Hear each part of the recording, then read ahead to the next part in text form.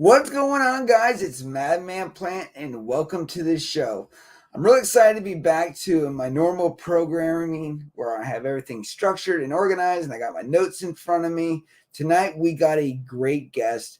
But before we dive into the guest, I want to talk a little bit about what's going on with Madman Plant. So, I don't know if you guys saw my important update, but due to unforeseen circumstances, we weren't able to make the Vermont show this weekend and NECAN, which we're very, very upset about. But due to things outside of our control, we aren't able to make it. So we will not be in Vermont this weekend. However, we are continuing our tour at New Jersey, which is Atlantic City, the very next event coming up. So you can catch us there as we continue our 9 more states to the end of this year, completing 15 stops, the barbecue now being the 15th stop. So I wanted to let you guys know that. Another thing that we have is we have a full suggestion box. If you want to make a suggestion, you can go to our Linktree link on our Instagram page and click the suggestion box. If there's things you want to see, conversations you want to hear, more things that we can do to improve the show. We're always looking for the community to add that value so we can be exactly what you want to see and provide great content that's, both valuable and something that you can walk away with. Also, I want to talk a little bit about the fundraising for Gronomics. We have actually purchased Gronomics ticket, and now what we're doing is we're extending that donation drive to Green Year. So for those that don't know Green Year, he owns Grow Me Talk, which you can check out right here as he made this awesome shirt for me. And right here, he comes on Mondays. Make sure to check him out. But check this out. He hooked me up with this, and we're going to get him out here. He has a great story, and if you haven't seen his story, you should definitely follow that, which you can see on our live page on our YouTube channel, ranging from coming here from Mexico to being separated from his mom during a police traffic stop with cocaine found in the baby formula to, being the person he is in the community. So every donation dollar that you give us to pay for these tickets will be matched by me and GI Genetics, and we will be donating that money to the Breast Cancer Foundation at the event during Breast Cancer Awareness Month, which is really cool. So every dollar that you help fund that brings an opportunity to these two growers is then matched by us. So you're really paying for the charity, not the growers. So it's something to definitely think about. We have a Cash App, even if it's just $20, that gives you access to the swag bag, the t-shirt, and then the stuff that's going to be inside the swag bags. So really, really cool stuff. October 12th is the event. And like I said, we've already purchased Gronomics ticket. So now we're just continuing to raise money so we can get Green Year as well. So with that being said, today's guest is Dr. Allison Justice, who has a PhD in plant and environmental science from Clemson University. She's also the CEO of the Hemp Mine and a pioneering figure in cannabis. So let me welcome to the stage Dr. Allison Justice. Hello. Hello, how are you? Doing great. Glad to be here. Well, I'm glad to have you too. And believe me, you are the first person with a PhD on the podcast. So that's pretty awesome. Cool. One thing about our podcast is a little bit different from traditionals is that we, focus mostly like on storytelling. So today, we're going to talk a lot about the hemp mine and everything that you got going on. But one of the biggest things that I think that is most important to people, especially in business or entrepreneurship, a little bit what we talked about before the show started, is the fact that passion, your energy, where it's born. You talk about seeds all the time. So going back into your early life, where do you think you got the spark of, energy for plants to begin with? I think I was actually born with it. My great grandparents were farmers, and their parents were farmers, and their parents, and then my parents were farmers. So, I think I was born with a green thumb. I tried to deny that for years. How you like to say you're not going to do what your parents do, or your family roots, where they come from, you want to be different. But After a little bit of trying to get out of it, I came right back, and the passion truly kicked in. So yeah, I would say I've just kind of always had it. Now, growing up in South Carolina, you from the interview that I was watching, you like, and you just said your family comes from a long line of farmers, landowners, and stuff like that. Um, has it always been just regular plants until just recently with the cannabis, or did this generate back to like wheat farmers back in like the 1800s? Like, how far are we going back? Yeah, actually, yeah. My grandparents actually on the same land that we have our hemp field now. They grew cotton there, and actually before then, my parents grew just fescue, so for hay cutting, and then they did cattle, and then we tore up the farm and we put hemp down. But before that, my grandparents grew cotton, and then before them, um, it would vary between row crops, kind of depending on what everybody else depends on as, that year, what's bringing the most money. So, soy, corn, whatever it may be, just switching around in row crops. Now, how easy is it to switch around a crop like that? Like, is there like for a family of farmers, is there a huge learning curve between like cotton and corn? Not really, not really. Okay.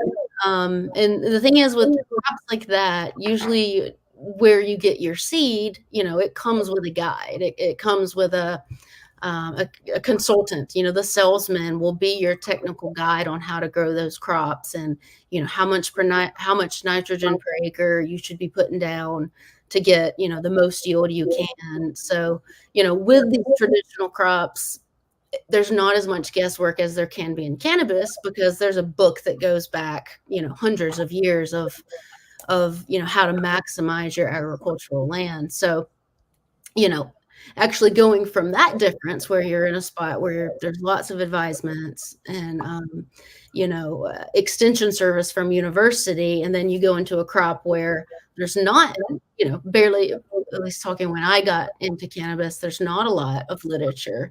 There's a lot of experience and there's a lot of successful growing. But if I wanted to go and look up, well, how much nitrogen needs to be in the leaf tissue for a plant that's healthy, um, back in 2016, there was not an answer for that. So that was a difficulty, is not having the same resources you might have in other general horticultural agricultural crops.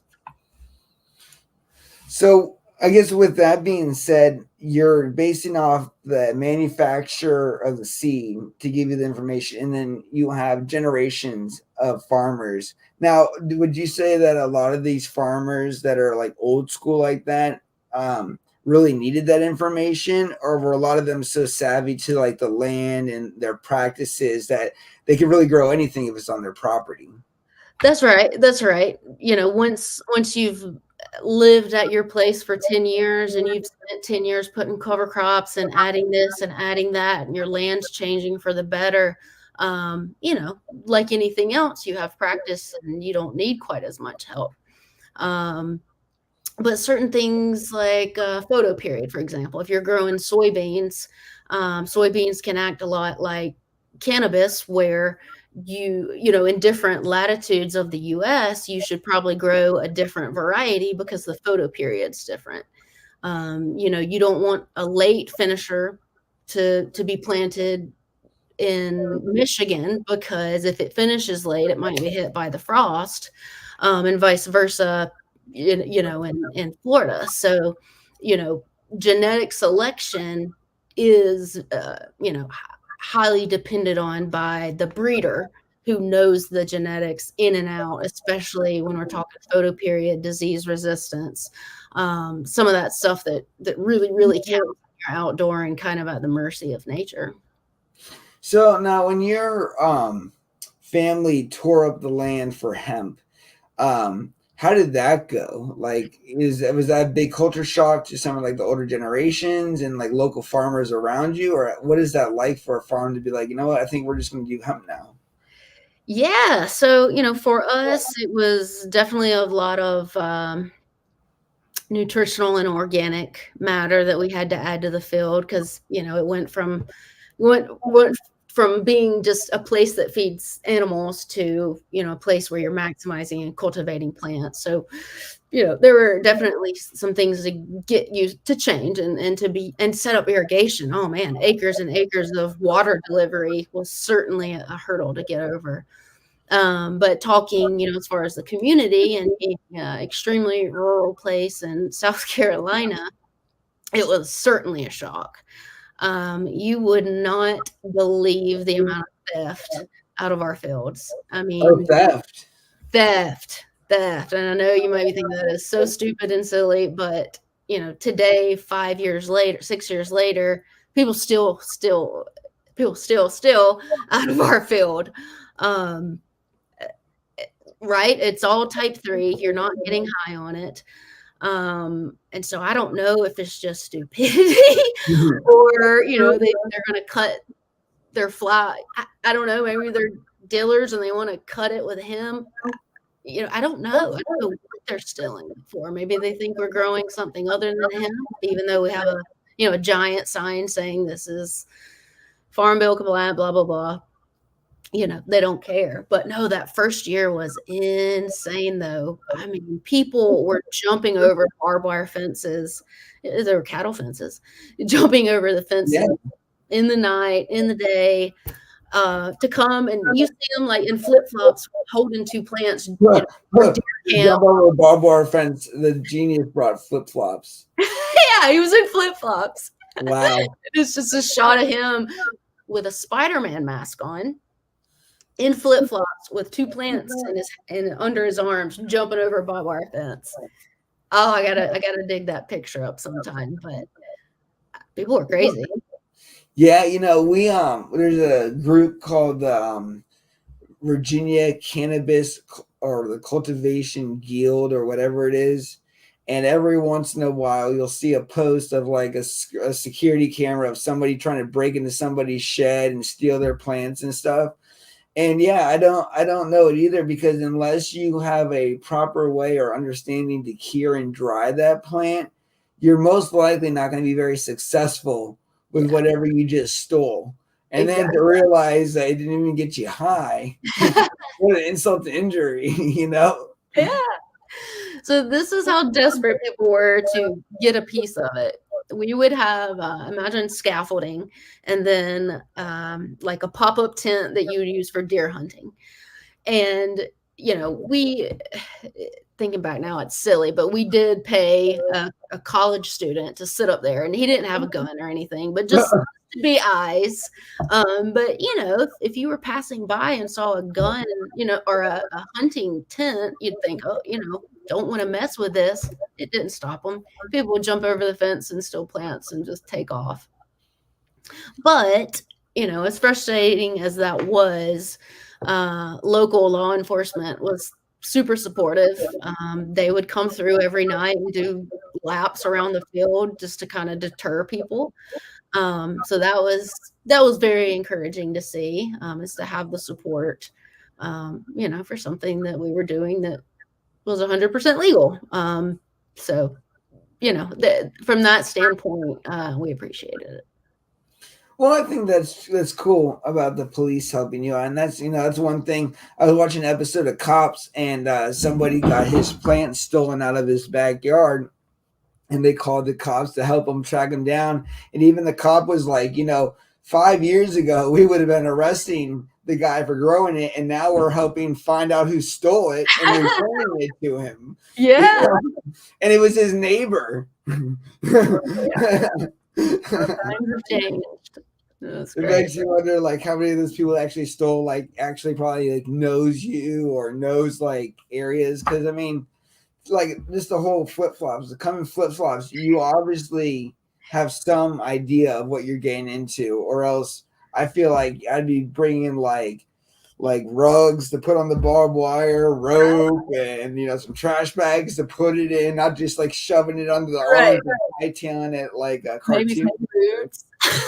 Yeah, right. So with this being said, what do you think your pivotal moment into the cannabis space that's kind of gotten you to where you are now started from? Like, where do you think that moment was, planted?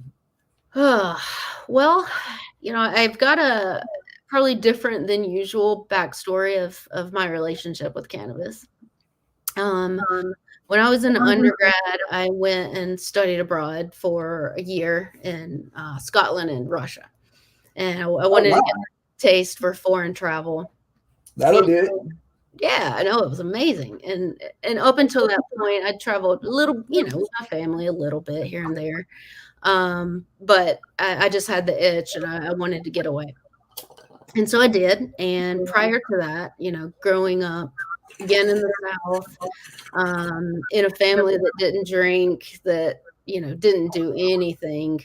I didn't have my first joint until I was 21 in Amsterdam, and so that was kind of my pivotal moment of, wake the fuck up.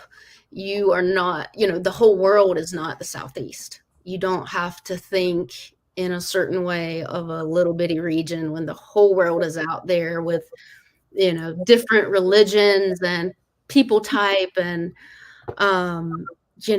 just open your horizons a little bit. And I did. And it absolutely changed my world.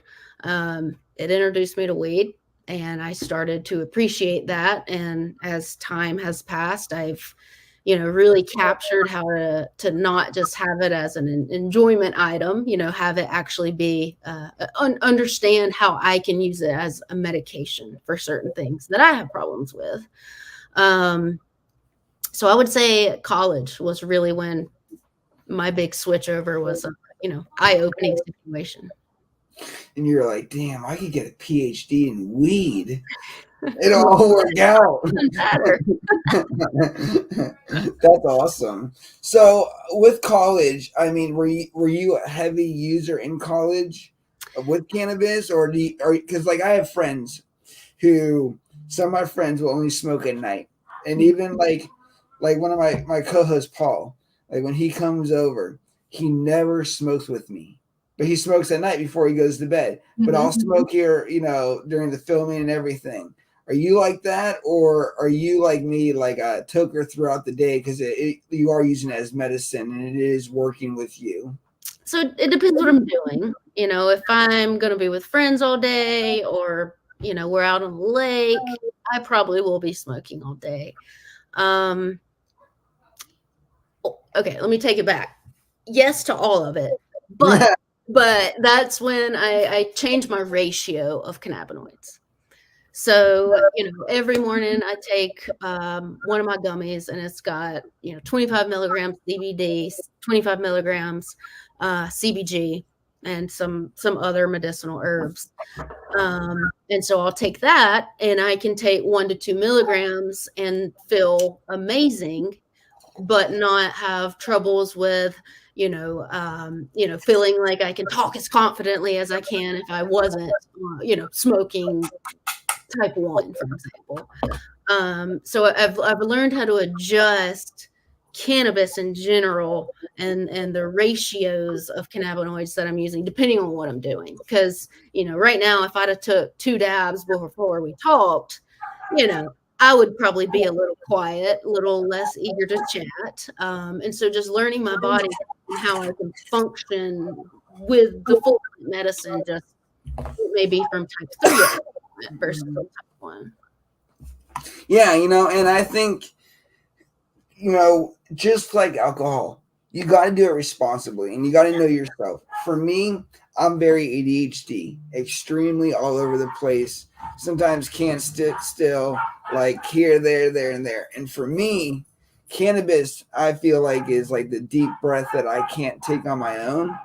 So when I'm working, like I'm so distracted, but when I smoke, I feel like I get a tunnel vision and I kind of get locked into what I'm doing. And I really also enjoy what I'm doing a lot more than it, and that's come to parenting. Hold on for 1 second.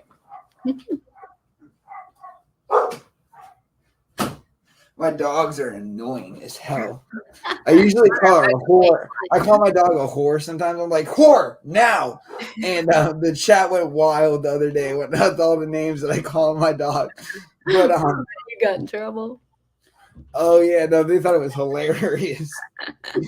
But with that, I do agree, and sometimes like I feel like maybe, you know,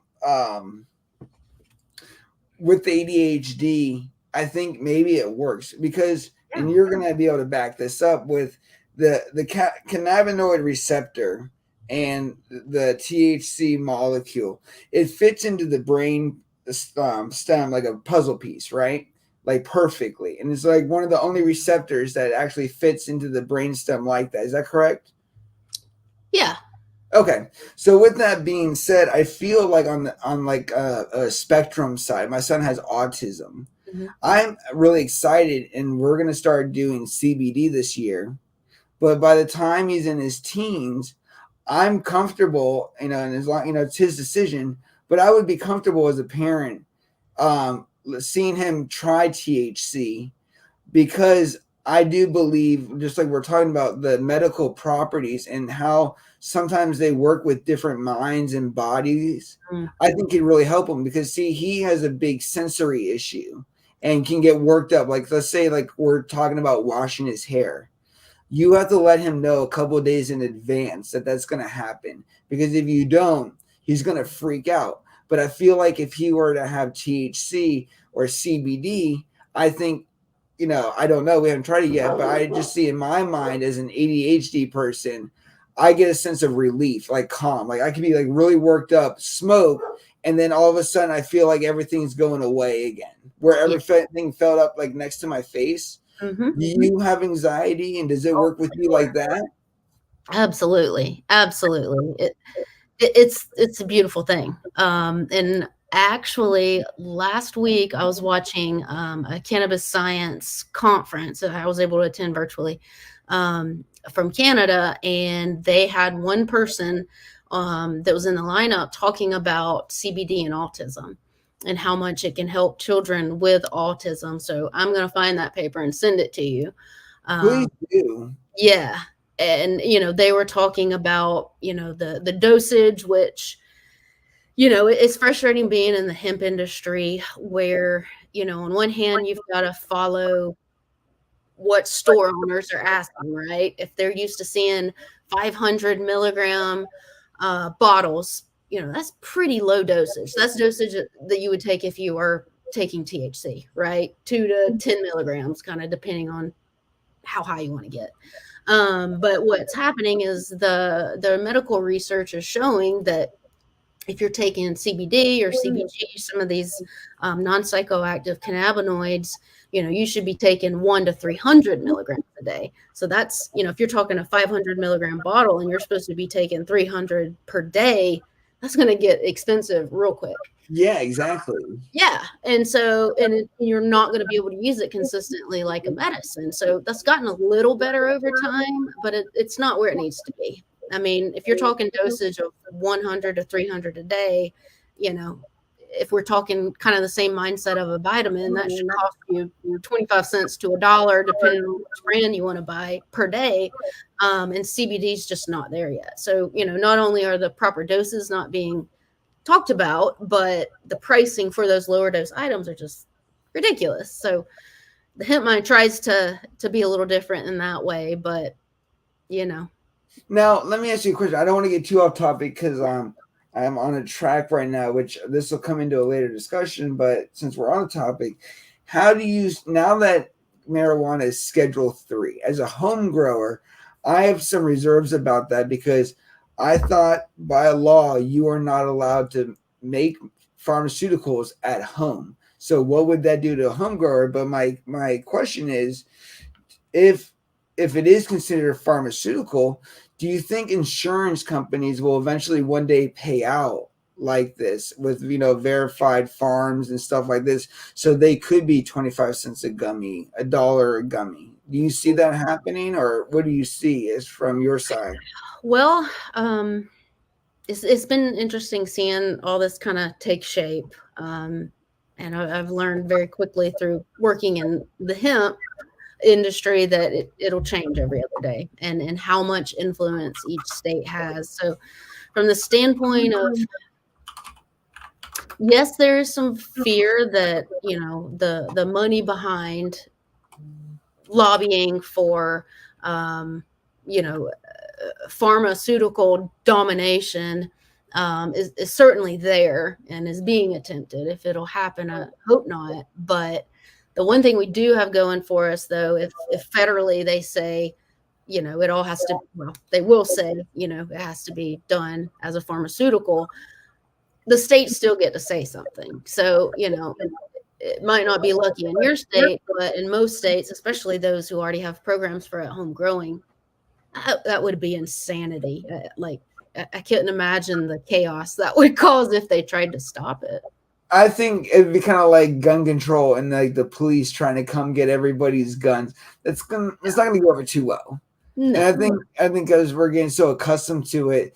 And one thing what I love about it is, especially being on tour this year, is you get to meet so many people. We met a mother who, here I'll show you a quick picture. Her daughter's name is Raina, and Raina is a Down syndrome and has autism, and you can see us right there at NECAN, us together. And Raina's mom got a bill passed that allows her to travel with her daughter with real cannabis at all times, and it helps with her seizures.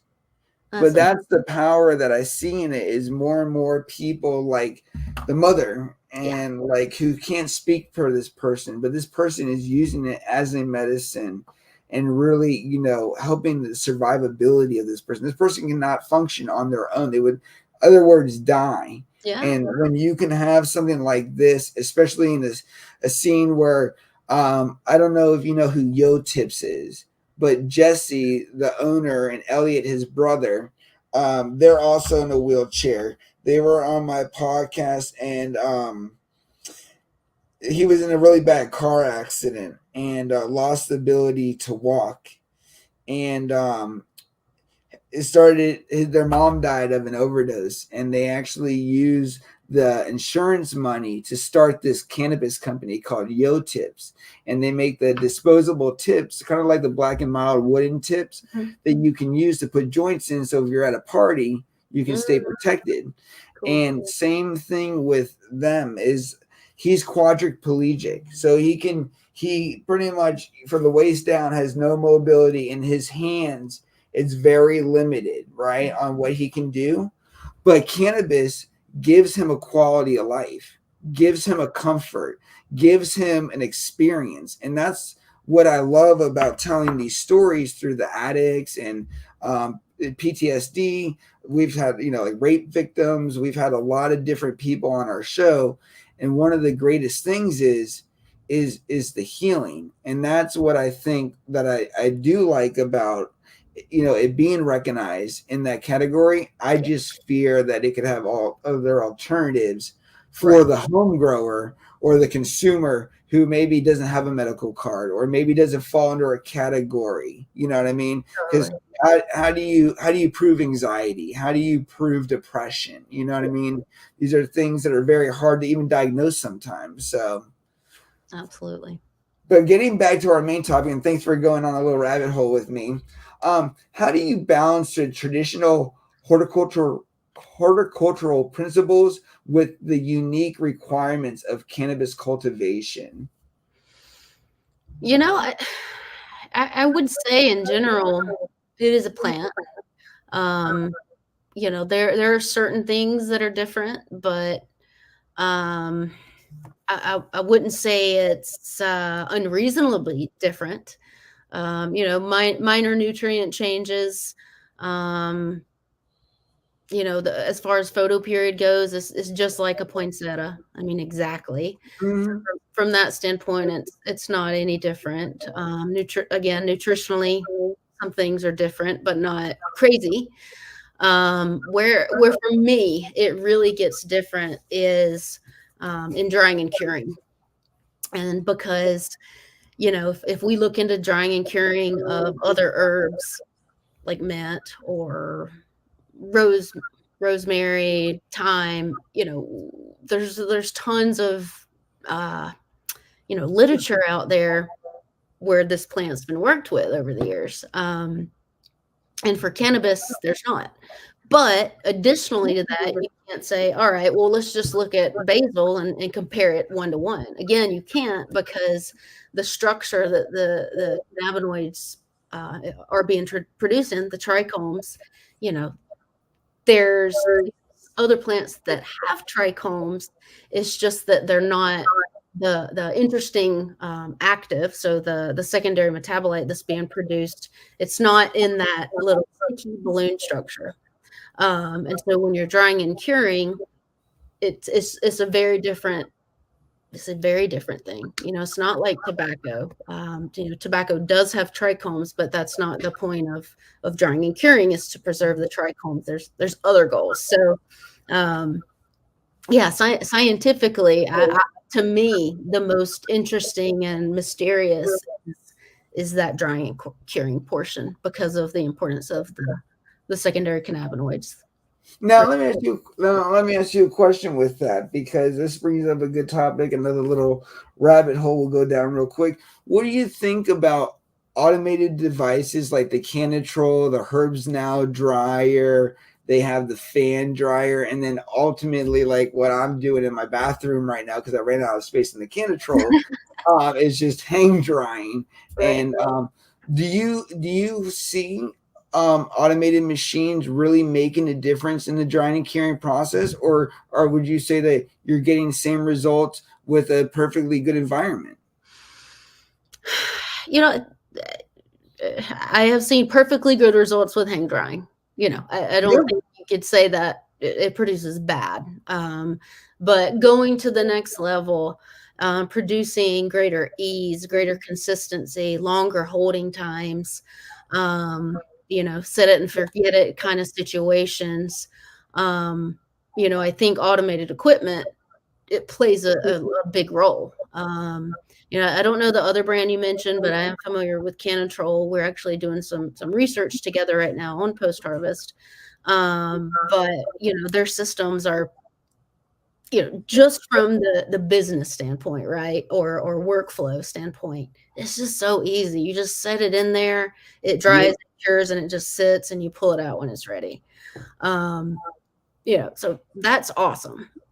From a scientific standpoint, and trying to understand what's going on when you're drying and curing, I think there are some differences. If you think about dry and cure room, a traditional one that's got HVAC, it's got dehumidifiers. You're all the time getting the highs and the lows, the spikes and the drops with temperature and humidity, because of the battle between HVAC and dehu. And so theoretically, that equates to pressure dropping or pressure rising. And, I think of a trichome head as a balloon. And so, if you ever took a helium balloon outside, depending on the atmospheric pressure, it may decrease or expand. Yeah. Yep. Yeah. And so I think of those trichome heads, when you're giving them different pressures, vapor pressures, because of the humidity and temperature, drove by vapor pressure, you're getting this expanding and contracting of the balloon, while it's also rapidly losing moisture. So, thinking about it like drying wood too fast or cracking, is that potentially what's happening with these trichome heads when you're getting these crazy swings? Potentially. So that's at least my running theory. And we're currently doing some experiments together where, we're putting them in a traditional type room, putting them in the Canatrol, which truly is a flat line as far as vapor pressure goes. Just flat line. There's no swing. So really you're looking at swing versus no swing. And so, we'll look at terpene content, but even more valuable, I think, is doing some imaging microscopy. And so I'm able to pop over to Clemson University 30 minutes away and use their, good Lord, multi-million-dollar microscopy equipment, because you can rent it like that. And That's awesome that they let you run it. That's pretty cool. yeah, no, it's been amazing, them allowing it, and being willing to work together and that sort of stuff. So use their equipment and actually look at these trichome heads and see, was there a rupture, was there a tear, what is going on, is that a potential cause? So yeah. Well, I hope that answered it. Canatrol and us have a great relationship. We actually did their website video and worked doing all their short format interviews. So we were in Massachusetts, Vermont, and New Hampshire with growers, operators, grow stores, home growers. And one thing that's cool is one of our friends who is Willow Industries, which I'm sure you may know of, that when we were in Boston last year, they were right across from each other. And as I was doing my podcast, we talked to Willow Industries, and we talked about how the Canatrol is actually been able to, like you said, that flatline and held those micro colonies that can grow in millions, like within hours and days and everything. Really keep those level. And when they actually have clients who use Canatrols, they said that they are actually relieved, because when they go in there, they know that their numbers are going to be normalized. And as somebody who has 2 Canatrols and really appreciates their company, I can definitely say, obviously I'm hang driving, but that's only because I am out of space. I, like you, love that set and forget it method as a busy person, as this. And even if you're not your average person, you don't want to go that far in that journey and then have something mess up. And now all that hard work, all that flavor, all those terpenes that you're about to get to experience are degraded and destroyed. And that's why I do think with a Canatrol. Now, the only caveat with my Canatrol is I have to take my butt out and air dry just a tiny bit, just so I can get in my trim machine, because the trim machine needs it pretty dry. But as soon as I'm done, it goes right back in the Canatrol. And it's great because literally, like I will literally go in, and this is one of the the values is you go in there and you're like, oh, I'm just going to use this nug and close the door. Oh, I'm going to pull it out, and don't you have to put I leave my vape carts in there. I leave everything in there, not just weed. So it's pretty cool. Now I want to turn the subject onto more of the SmokeBusters theme, which is about mental health and clarity. I want to talk a little bit about you being a member of the LGBT community. You and your wife are a beautiful couple, and you talked about being in the deep South. And I think that plays a lot into like the psychology and, really using cannabis, because when you're at your lowest lows or your highest highs, I've always found myself surrounded by cannabis. So let's talk a little bit, as being a member of the community, how do you intersect that with your identity and career in cannabis cultivation? Yeah, it's been interesting, and I've been trying to, think back to some of those crucial times of where it all kind of clicked for me. I told you when I was 21, I had my first joint. I started smoking weed, and then I came out when I was 22. And I think a lot of things that were prior very high stigmatized, looked down upon if you think this certain way, more than you're just wrong, more with the answer being you're gonna just go to hell. You question a lot, or you, let me say, you push any of those things that could potentially get you to the bad place away, even though they're stigmatized wrong. And obviously it's not my current mindset around sexuality or drugs. And so I guess in my mind, that was kind of I guess weed kind of helped me come out. It was a part of my self-exploration journey was, get out of your normal system, try these things that can alter your body. That doesn't mean it's going to be a bad thing altering your Yeah. body. And feel comfortable in the shell that you're in and what makes you feel good. And so, I had been in, gay relationships prior to coming out. But I didn't actually make it a known thing, to people other than my best friend until 22. So it all kind of aligned with each other. And cannabis is, from the standpoint of just mental clarity and mental relief and relaxation is kind of where I lean on cannabis. And like I said before, it's not always necessarily the goal to be high. Yeah.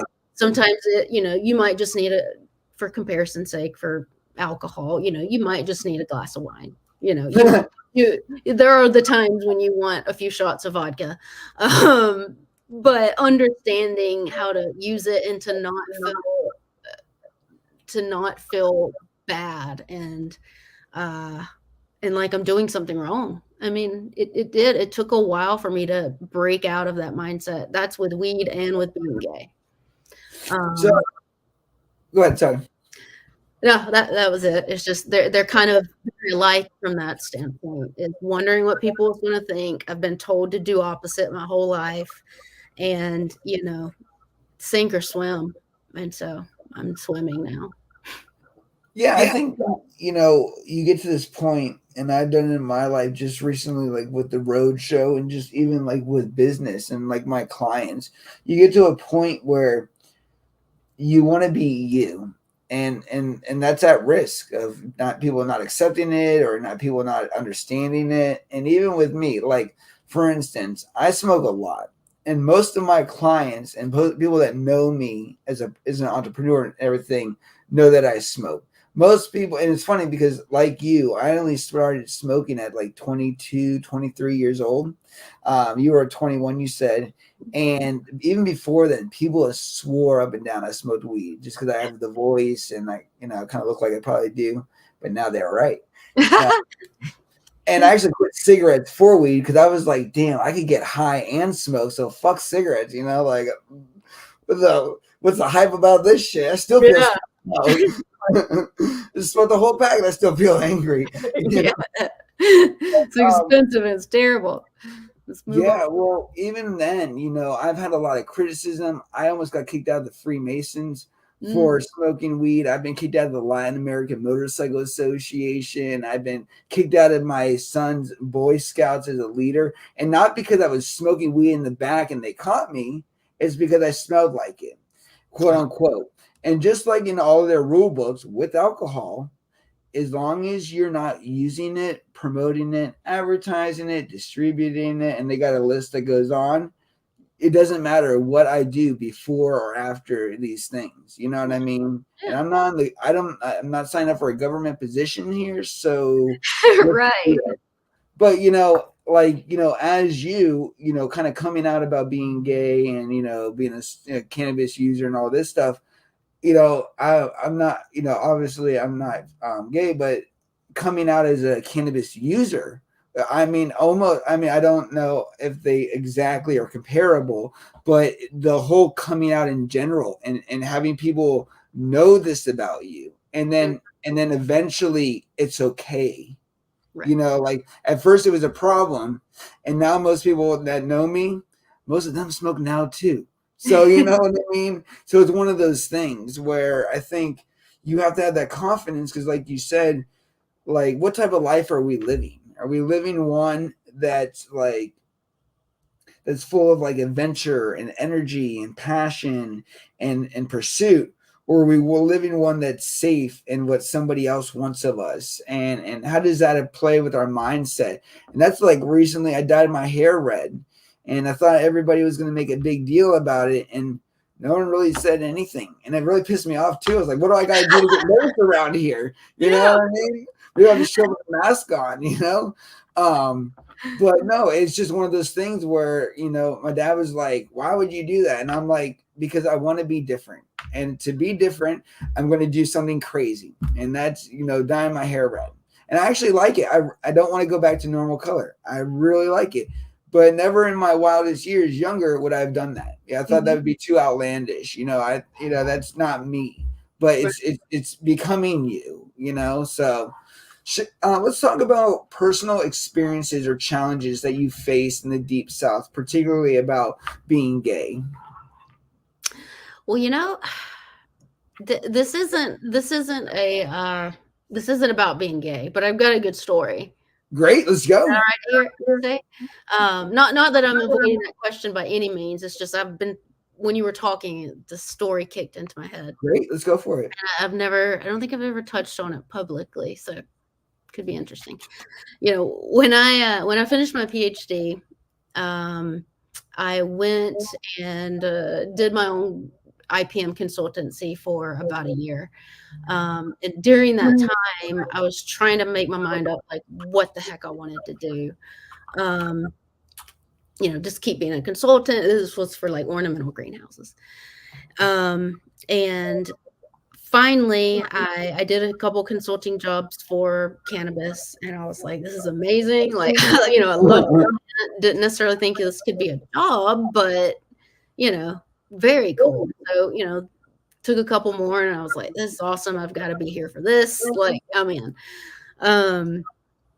And, you know, when I go back and tell, you know, my cohorts at Clemson and, you know, like the other grad students that I knew that maybe were in a different section or whatever, degree programs. And I told them what I was doing, like, hey, I'm moving to California and I'm going to, you know, be a scientist at a medical cannabis facility. And, you know, they're just like, because this is like 2015.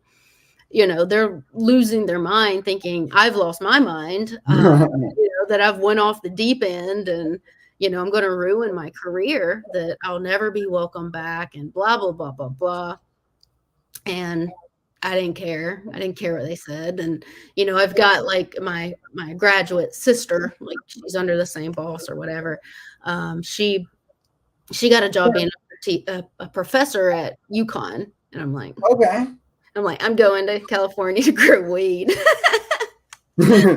So, definitely a lot of hate and maybe hate's a strong word, but a lot of judgment for choosing my path in cannabis, which at that point, you know, I'd come out as gay and, you know, I have already done everything very, very different than my siblings. And, you know, most people in the Southeast, I was like, I don't care. I'm going to go do what makes me happy.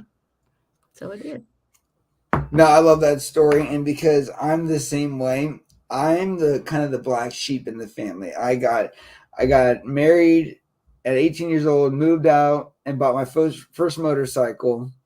Then I got divorced. And then had a bunch of relationships between then and then. And then I met Lacey, who's amazing. And we've been together for almost 9 years now.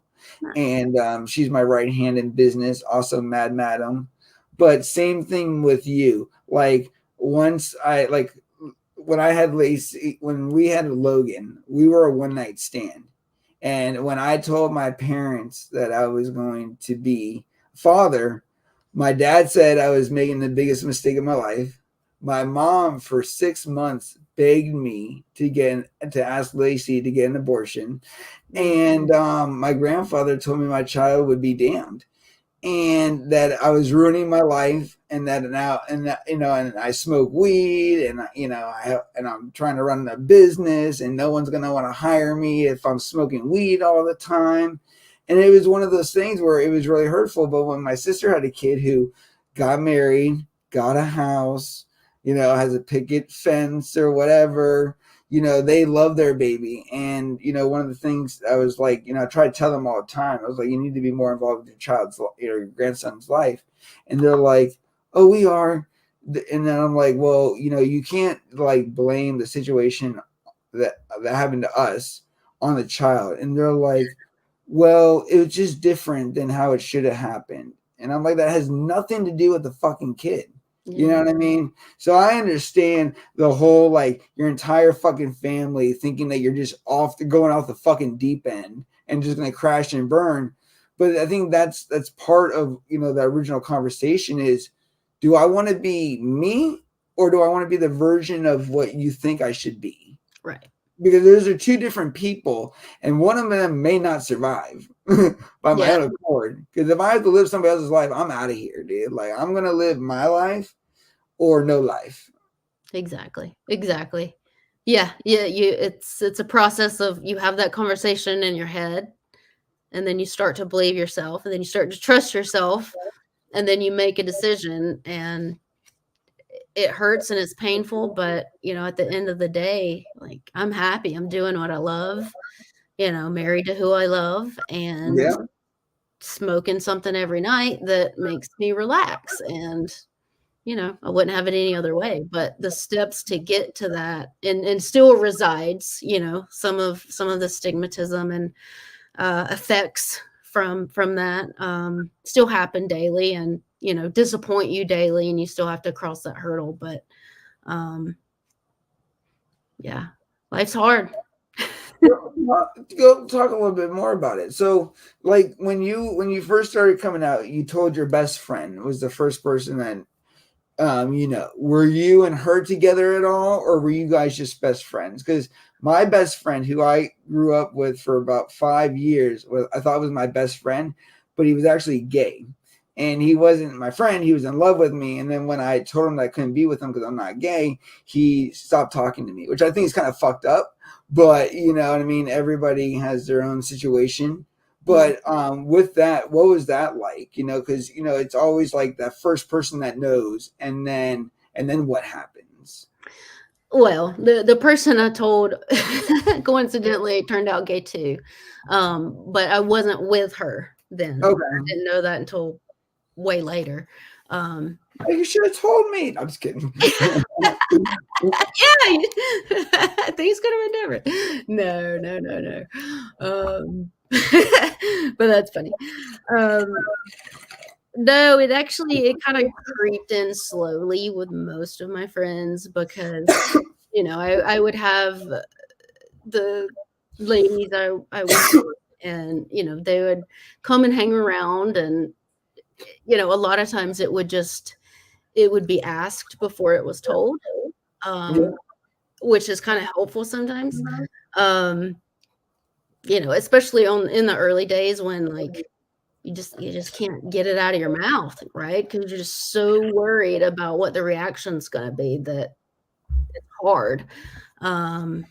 So yeah, finally some friends just straight up asked, and it was fine. Like, you talk about it and you move on. And then, there's people that suck, and, they act completely different about you and around you. And, there's still people in my life that still aren't in my life, because I guess they can't get over their own, singular way of thinking. So yeah, you lose friends along the way, you keep some along the way, and really same with family. Well, if you could go like and have it like an open conversation, like for example, when I got back from Illinois last week, I was in the driveway at my dad's house because he lives closer to Washington D.C. airport, so I drive my car up to them. And as we were saying goodbye and we were going to head back here as we were coming home from the trip, my mom has kind of just like taken like a hiatus, like doesn't talk to me anymore. Like, there's nothing wrong. Like, there's no like turmoil. Nothing ever happened. She just kind of like was like, okay, well, I'm done being your mom, so I'll see you later. And they're perfectly competent people. They're wonderful people, but because of the whole stigma of having the child in not their eyes. And it's kind of like, and kind of that stigma where those people just cannot accept the fact that you're gay, or the fact that I had a child out of wedlock, or whatever you want to call it, and I'm not married in the church's eyes, because me and Lacey still aren't married. But I'll tell you this, we're more put together and partnered up than I guarantee you 80% of people that have that goddamn certificate. Yeah. All right. So, don't tell me about marriage. To me, I believe that marriage is what you make it, with or without a piece of paper. It's that dedication, that love. But to get to the point, I was looking at them both dead in the eyes, and I was like, listen, I would really like you guys, because my dad a long time told me that he would never be the grandparent my grandparents were. My grandparents, you could have written like the movie The Notebook. If that was about grandparents, that could have been about my grandparents. They lived a very nostalgic life. Like, they only been with each other their entire lives. Were married for 76 years. Wow. Oh yeah. My grandmother wrote my grandfather every day while he was away at the war. Came home. Literally the American dream. Yeah. And what it used to be. And my dad's always like, oh, we're too busy, we got things going on. We live 45 minutes from each other. But anyways, get to the point. I looked them both in the eyes, and I was like, I would really like you guys to be more interactive with Logan. If it's not for me, be it for them. And they just looked at me with nothing. Like, they had nothing to offer me. It looked like I could have been selling them like sheets at a hotel. You know what I mean? And they're like, we got thousands of sheets. Why are you trying to sell us sheets? You know what I mean? Type thing. And when I said what I said to them, which is, they're like, we're just not able to be the grandparents. Those were special people. And I was like, no, those were people that decided to show up and do what was right and to love unconditionally. If you could go back to some of these people, what would your conversation be to them? Because, I called them out and then I left. I said what I had to say, and I felt good about it. Did it make a change? Probably not. But, how would you address those people today, now that you have your confidence, your strength, that armor? Yeah, that's still a really, really heavy thing to think about. Depending on who we're talking about. I haven't. It's a hard question. I mean, did you know you were going to say that? Did you have that planned, or was it? No. So, we've had these conversations before, but one thing Lacey told me was, she's like, you're never going to be okay unless you say what you have to say. Yeah. And even if they don't listen, even if they don't respect it, or it doesn't change anything, at least they heard it. And that's one thing that she always told me. And I cried. As soon as we left, I broke down and drove away, because they didn't come after me as I walked towards the car, try to stop me or reassure me. They just let me go. And what they're letting go is, look, I told them, I was like, Logan's going to the beach on August for his birthday. I would like you to come, like what you and Bubba did, or Grandma and Bubba did for us. I would like you to do for Logan. I will pay for everything. All you have to do is just show up. Yeah. And they looked at me like deer in the headlights with nothing to offer me. And they said no. But you know what I mean? And I told them that. I was like, listen, I don't know what to do, because I told them, I was like, this is the point in my life where I probably need you more than ever, because you need to teach me how to be a parent. And you didn't do that. You didn't do anything. You let me fall on my face. You told me I was going to fail, and I didn't fail. Just like you, I'm here. But yet that's still not good enough. And it still doesn't change the fact of how you see me. You know what I mean? And that thing that's, the whole like stigma of being gay with you is like, no matter what you do with certain people, it will never change their perception. That's just how they think. And I think that's also a them problem, not an us problem. But yeah, to that conversation, I looked them right in the eyes and I said, I'm just disappointed. I was like, from now on, and I told them, I was like, I don't want you guys to be grandparents. You guys are free. I'm not going to ask you to do it anymore. But just know it is not fair for you to go love this new baby and have baby toys in your house and all set up for this kid. And then when you watch my kid, you call me almost every hour asking him, what does he eat? What are we supposed to do with them? Yeah. It's like, how did I survive? That's heartbreaking. That is absolutely heartbreaking. Well, and it has, but now that I got to say what I needed to say, it still hurts, but it doesn't hurt as bad because you know what? At the end of the day, I'm doing what I need to do, and that's good enough for me. And that's, and that's why I don't know if you know who Jim Rohn is, but he talks about, learn to work harder on yourself than you do your job. If you learn to work hard on your job, you will make a living. If you learn to work hard on yourself, you will make a fortune.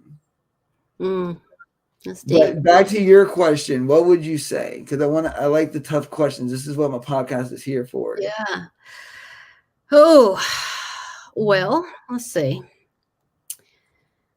So I'm thinking on family wise, my parents got a divorce like right when I moved back, so 2018 or so. And my mom was kind of the glue that held them together as far as like bringing my dad into to do things with everybody and having him be present. And so when they got a divorce, he just wasn't. And so I haven't talked to him in probably 4 years or so. And, he lives under an hour away. And there's many years of therapy there that would take to explain that whole story. But my point is, my father and just my family in general, they don't like to talk about things. Yeah. And that's really tough for me. And because I spent many years, and probably should go back now because I've been stressed about work lately, but many years in therapy. And so I've learned some of the tools of how to deal with things, and the way I don't know if it's a scientist in me or what, but when there's a problem, I want to sit down and talk about it. And not beat a dead horse, but I want to talk about it, work through it, have kindness for each other, talk about what's bothering the other person, come to a resolution. Yep. But pretty much none of them want to talk about anything, to the point of where it's caused not only separation with my father, but other family members, which has been really, really hard. But sometimes there's just pains like you're saying that are so deep. The only way, like, you can't just forget things totally. Like, you can't, it just can't be wiped. As much as I've tried and want to, things just can't be wiped away. And I've learned the only way I can get through them is to find reasoning behind it. With reasoning coming through explanation.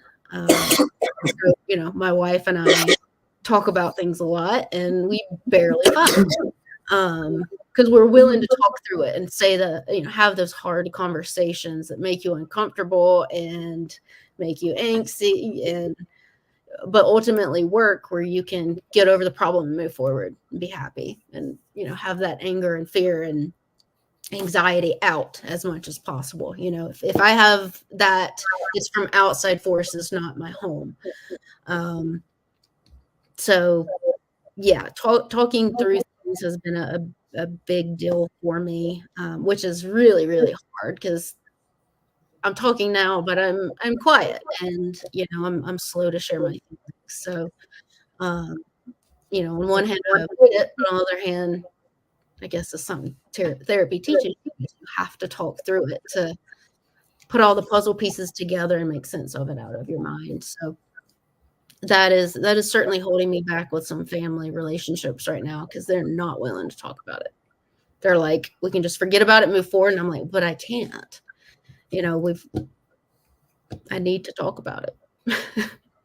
And like you're saying, if ultimately I feel this way and I would love to talk about it with you, but if you're not, maybe for at least the time being, we should separate forces, and then maybe later we can come back together and have some meaningful conversations. But I can't just fake it, you know? Well, yeah, I wear my heart on my sleeve. Like if I have a problem, I cannot not show it on my Yeah, face. yeah. I have no poker And face. I'm like you. I want to talk about it, and most people don't, and people have problems with that because my thing is like you. I just see is life is very short. As somebody that's almost taken myself out and almost died in a car accident, I even now just like, every minute counts, especially when you're on a mission trying to do something. And when you separate yourself like you did, we share a lot of that like on the entrepreneurial spirit and you go your own path. There's a lot more danger and insecurity and what do you call it? The opposite of abundance. And you have to understand too, is just like not only do you have to get through your personal problems, but now you have to get through problems that aren't, logically solved, like how to make, this all work. There's not going to be a logical answer right away. It's going to be come from different avenues and different methods, and then like you adding all up. So, I really, think that a lot of people need to understand that I think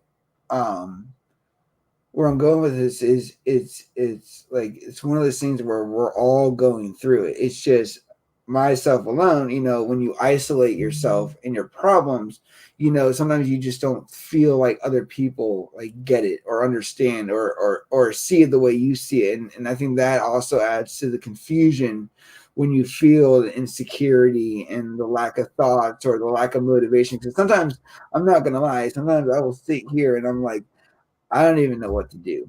You know what I mean? Or what direction I should go in or whatever, and then I start to feel bad. But like you, when I start to feel bad, I do something. Like I'll go edit a video, I'll go make a post, I'll go watch a video and learn something because the idea is we got to pick ourselves up right back. You know what I mean? Because that keeps the resilience. We need to be like rubber bands. And when you bounce back, you can get a lot further. So let's talk a little bit about the different attitudes towards LGBTQ. When you were dealing with your family and friends, like there's got to be like a variety. What would you say like the most common thing you would hear and some more of the outlandish things? I would say the majority was always a huh and a confusion. And then, there's the variety of people that are like, oh, we knew that. We could have told you that a long time ago. And I'm like, well, wish you would have. Um, um, I think I've been lucky with no one being aggressive or hateful, at least in my face. Yeah. There's a lot of in the South, there's a lot of, bless your heart, where that really means like we're going to be nice to your face, but we're going to go talk shit over there in the corner about you. Yeah. And so I'm certain there was that, but again, I was never, how to even word this, never like fully hatefully discriminated at or demonstrated against. Yeah. And but at the same time, I have seen that with my own eyes happen. And, in the South, if you're not from the South or have spent much time there, it can sound like a really scary thing. If you're in the LGBTQ, community, but for women, it's not that much. Not scary as far as someone being judgmental and threatening to you. Maybe scary on guys thinking that you being a lesbian is sexually enticing, and that automatically means that you're looking for a man for your partnership. And so there's been a lot of odd situations like that, where people aren't being rude, they're being inappropriate. but I have seen very, very aggressive hate towards gay men, um, especially, outer, looking more feminine, super short shorts. I have seen people be very, very rude and hateful to gay men here, in public, in private. Um, yeah, so there's certainly a skew towards being hateful towards men, where women not so bad, but if there is something negative, it's usually a little more perverted. Yeah, it seems like at least in the gay community, women are definitely more favored if there are going to be community members like that. One thing, with my friend, when he did come out, I did support him for a little bit of time, and I actually took him to the DC Pride event because he had never been. See, he's Peruvian, so when he came out, it's very against their culture to be like that, and Mhm. he was so scared that his mom was going to disown him and Yeah. that he's going to be out on the streets and that whatever, and it didn't work out like that. Obviously his mom tried to take him to a converter, which was kind of funny. Mhm. And it's like, no, I'm pretty sure he's gay. I don't think it's going to change. I don't think snake oil works like that. Or holy water or whatever. Wow. But we actually had a lot of fun, and my thing too is just like in any community, you gotta understand, and this is what I love. What is there is a lot of these people in other like lifestyles and like sceneries you may not know. You know what I mean? And that's some of the crazy things. Like there were people there that obviously did not look like the short shorts and everything like this, and it's like holy crap. So I think it too is, there's a lot more of it than what's seen, and it Mhm. shows you how widely accepted it is. It's just like it's literally just like the idea of like people knowing you smoke weed, and it's like how taboo is that, and now it's okay. I think the more information and the more understanding, and then communities like I don't know if you're in any of the communities, but communities themselves, like the advocacy, the education behind it, I think that also for people that maybe have the inkling that they might be a part of it or they have interest, is now it's a safe spot. And that much like the podcast where we can have these dark, deep conversations, but we can be respectful, we can be playful, we can be educating, and people can feel like heard, they can feel valuable, they can feel like they're not going to come on here and be judged for they are. It's all about open discussion, much like what you're talking about with being a good communicator and just wanting to talk about things, and I do agree. So let's talk a little bit about how do you prioritize mental health and your well-being, especially in the face of all the pressures that you go through. I'm gonna be honest with you. I don't focus on it as much as I should. And I think everybody could say that. Maybe me a little more than, and it's starting to hit. I work too much, way too much. Like you said, my mind's just always going a million miles an hour. How are we going to solve root aphids? A million things. Um, and cannabis has always been a piece of that puzzle to calm that wheel down, to allow me to just sit there and just watch TV. Just sit there and watch your new chickens run around. Um, it helps me calm myself. So that's certainly a major piece of my puzzle. Um, I've like I said, I was actually having a conversation with my right hand lady, on the work side, not my wife, um, and telling her like I got to change up something. I've got to change up my morning routine. I've got to go to bed earlier, get up, get up, go to bed earlier, get up earlier, have some meditation time. Give myself some time to reflect because I feel like this past 2 years has just been gone in 3 minutes. And it's because it's just head down, work, work, work, work, work. which on one hand I love, and it's what gets me going, is cannabis science. But at the same time, it's like I'm looking up and 2 years have gone by and that's all I've done. So I'm starting to see the effect of that. And that's, physical health, and that's mental health, and that's, relationship wise. My wife's an entrepreneur too, thank God. Yeah. It Because helps with the understanding and lifestyle. so much. I couldn't imagine not having her, one, in general, but two, having her having a very similar mindset of, you've got this baby you've created, and you want to put your whole self into it because that's what you love. But when those late nights come around and weekends and bazillion conference trips, and you have somebody that's like, you do this, and just pushing you to be better, and if you want to work 10 times more, just being that cheerleader unconditionally has been life-saving for me. And then vice versa for her. She owns a spa, and so they do mainly light deprivation tanks, so like sensory deprivation tanks. Have you heard of that? I know what you're talking about, but tell us more.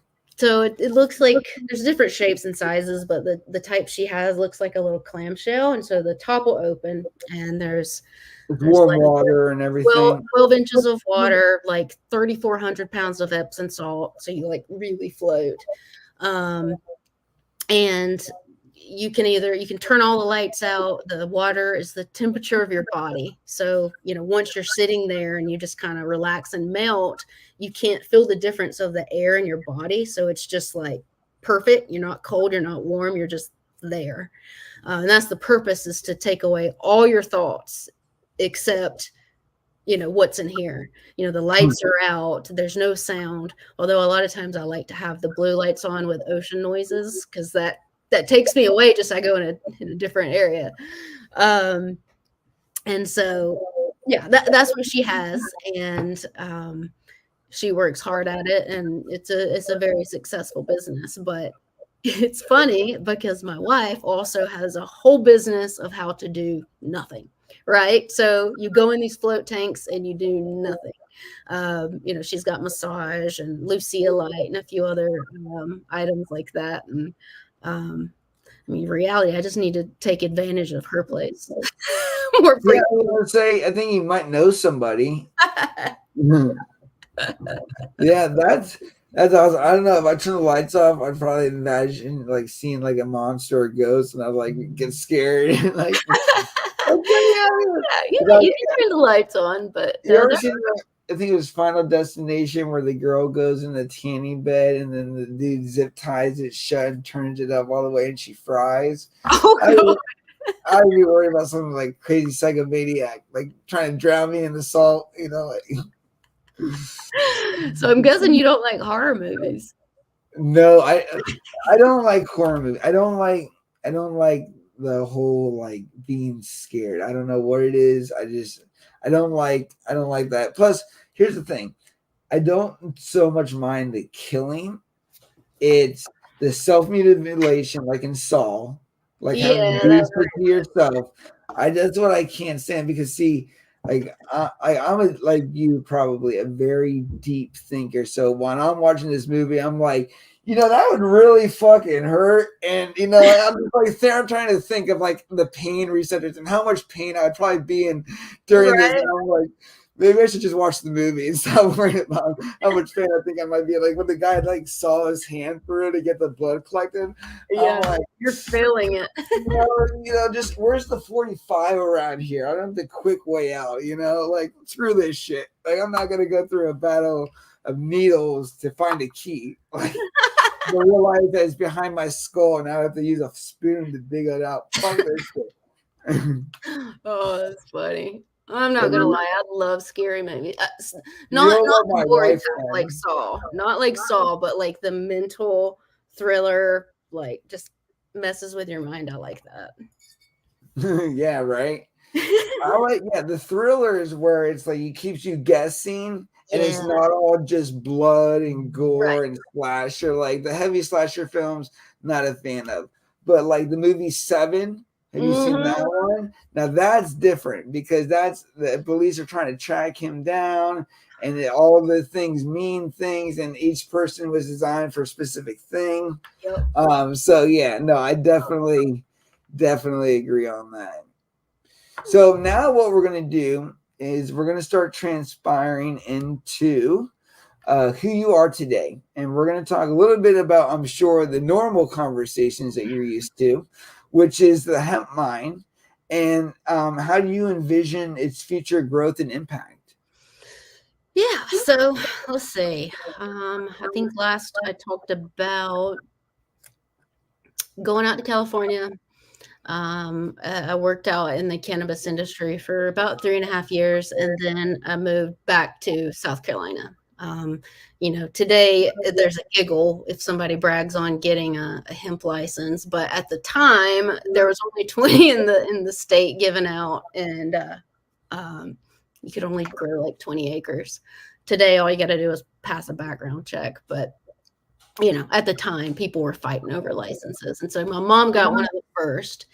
And I was so tired of doing the dog and pony show for a company who wanted to brag about doing science, but in reality, they were just, it was just marketing bullshit. And I wasn't able to do what needed to be done that we were saying we were doing. So got really fed up with that and went back to South Carolina and we started the hemp mine. And so that at the time was vertical. Now we don't do extraction, but vertically integrated. And so I think the first year we grew 20 acres. The next year was like 30, and the year after that was 60 acres. So Wow. holy shit. Can you cuss on here? Is that You fine? can do whatever you want. You can smoke, Cool. do whatever you want. It's like the Joe Rogan show. Nice. Yeah, yeah, yeah, So, definitely. but yeah, so we've grown a lot over the years. And then, we make those into the product into consumer goods. But I've actually been doing a lot of breeding since I've been back into type 3 cannabis. And the reason for that is because, when I first got here, 2018, where do you even get plants, right? There's Colorado, there's Washington, maybe a few other states, but all being West Coast. And so, we were able to get our hands on, because we were doing 20 acres, we needed a significant amount of plants.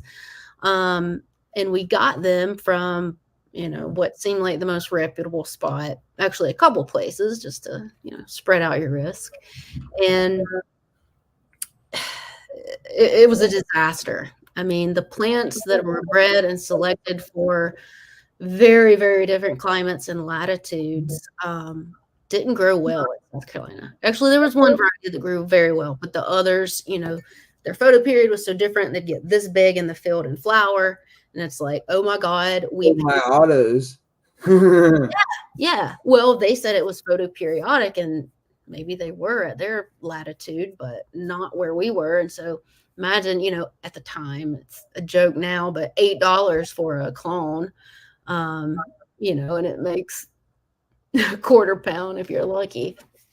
So a lot of lessons learned.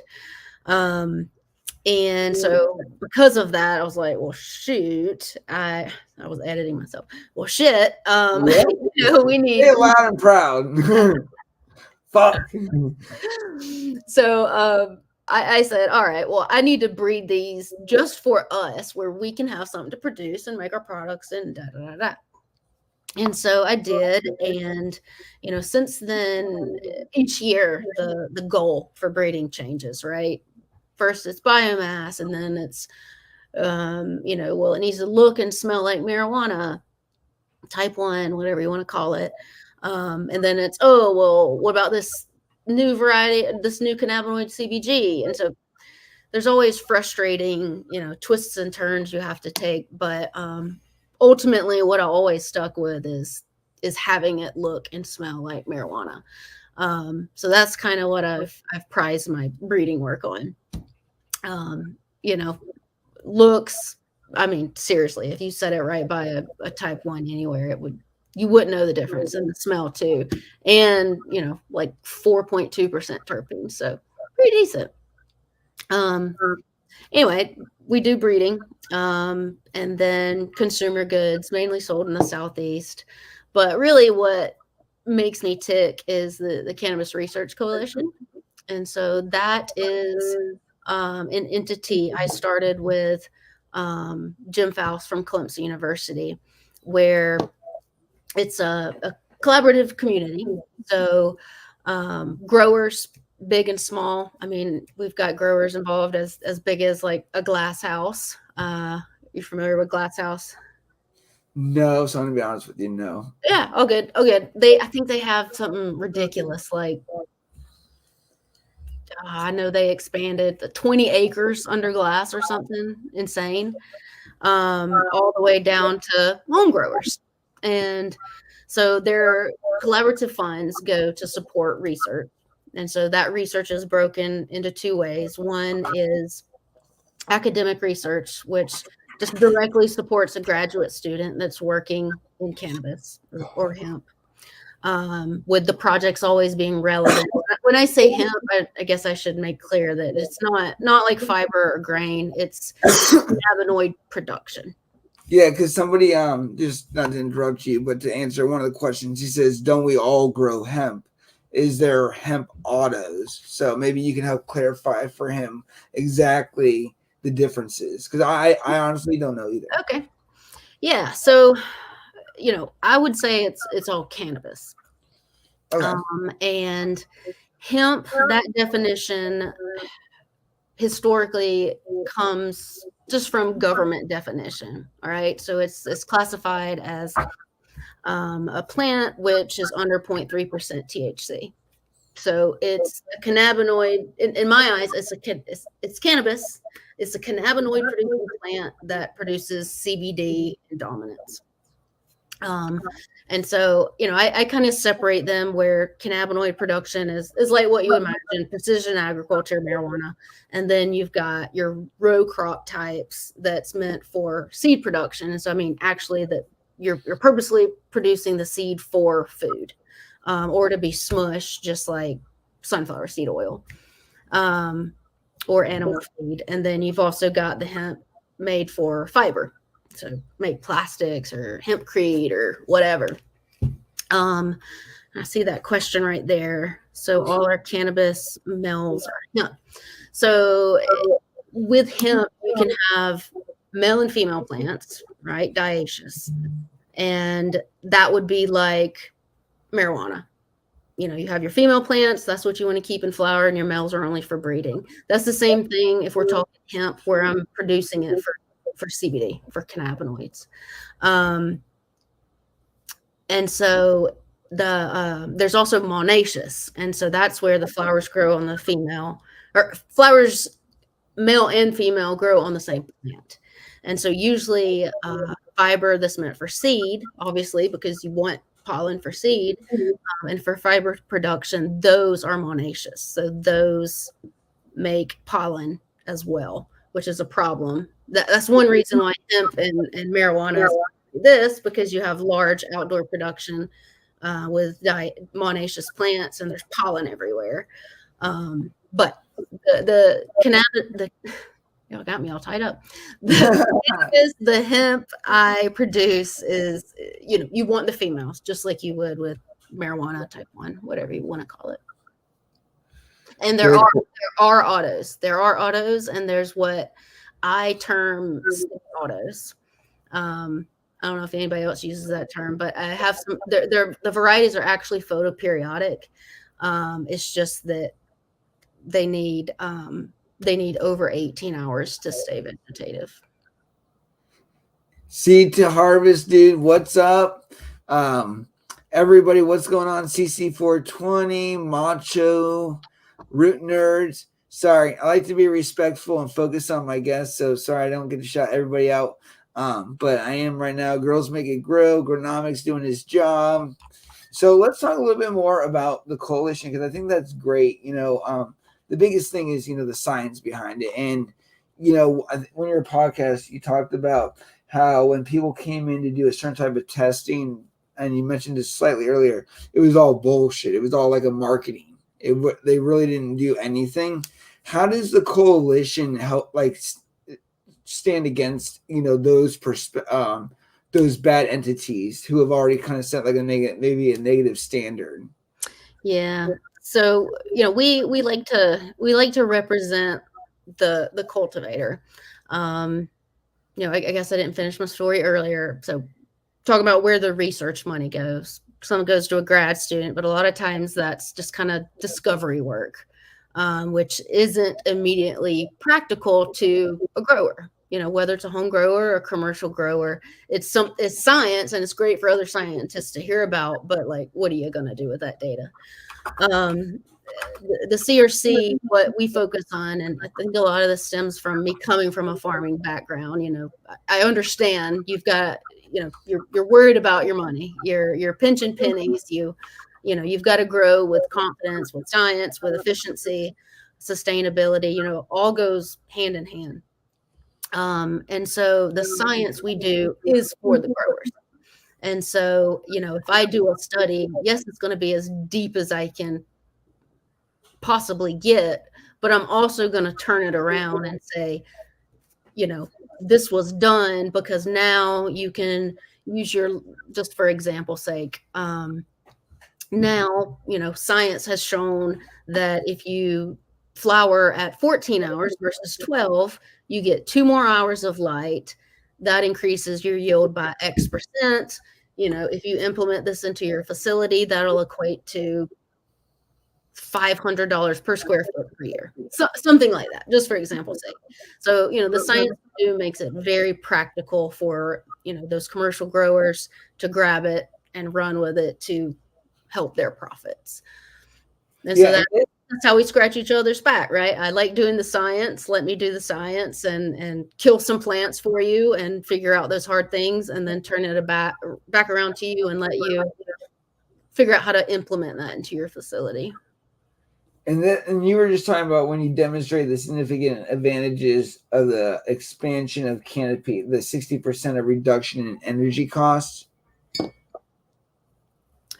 Remind me, what's that on? Okay, so when you talked about in your bio, the achievement, when you just talked about what you did with the science and killing some plants, is this part of that expansion where you did the 60% of reduction in energy costs?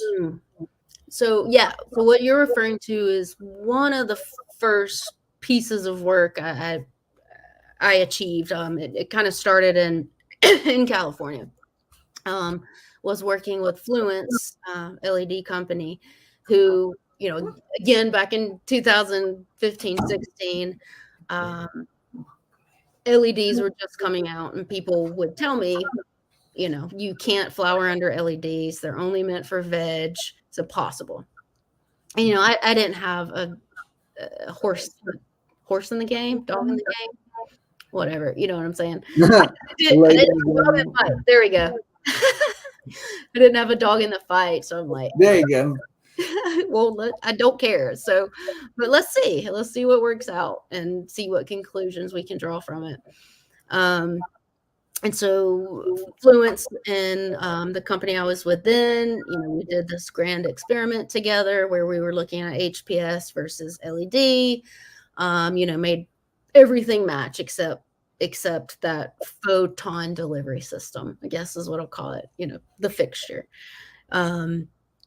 And we showed that, yeah, with some tweaks of other certain things, you can certainly flower under LEDs. And that was extra important for the company I was working for at the time because it was this large warehouse and the county did a moratorium where they couldn't expand into where we couldn't expand until into the other half side. So there's just warehouse in there. So, investors were told there'd be so much canopy space, blah, blah, blah. It was a big problem. But the thing was, our ceilings were really high. And what that means is, well, all right, they don't limit vertically what you can grow or only horizontally. So if we can squeeze in another layer into that room, that's satisfying a lot of problems. But the only way we could do that confidently is first by proving that you can flower under LEDs. And so we proved that. We built double stack rolling benches and then eventually put those in all the rooms. And, just like that, we were able to, science proved to satisfy, to help a company make profits. Which kind of goes back to the mission of the CRC is helping in that sort of way. Yeah. So, and that's one of the other questions that was just asked here, which is by Colorado Chris. What's up, my dude? What is the end result you guys are researching? Yeah. So, I guess the coolest thing we found is that cannabis is a hog, a light hog. It loves light. At the time, our maxed out par was 1,200. And we thought, oh my God, we're going to burn the plants. Like, this is going to be crazy. We're going to kill things. And it loved it. And we could have went much higher. So, years later, I was actually able to use a photosynthesis meter, which was one of the coolest things I've ever got to use. Hooked it up to cannabis plant growing in full sun. And, from that standpoint, it was proven, again, cannabis is a light hog. And, the amount of photosynthesis that was being thrown out was up there with corn, which is crazy. So, yeah, that up until a point, the higher PPFD, the greater yield. Now, there's limits there and maxes there, but in general, it's a true statement. So with that, how does the coalition prioritize the sustainability in its research efforts? And how does it align with its mission of paving the way for a sustainable industry? Well, I would say first off is actually ever since I was in California, I always thought it was super important to have internship programs, and this being official and not official, like whether it's through a school or not. And so, even when I was out in California, not grad students, but undergrads would come from South Carolina, from Clemson to work with me at the marijuana facility, because I thought it, had I been that kid getting to do that in undergrad, it would have been a live stream come true. So, me providing that for someone else to get to do it made me just as happy. And, those relationships back in 2016 have certainly, stayed true, and still able to collaborate with those people today. But that's one answer to that, is by helping lift up those who are interested in the plant, that are, students one way or the other, and giving opportunity to those who might not get that opportunity any other way.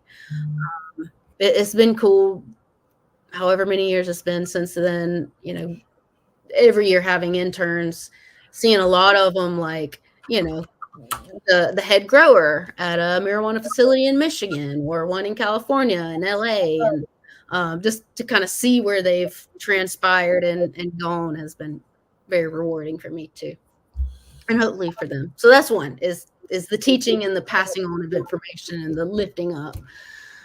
As far as sustainability goes, I think that's a thought in every project we do, whether it's aeroponics,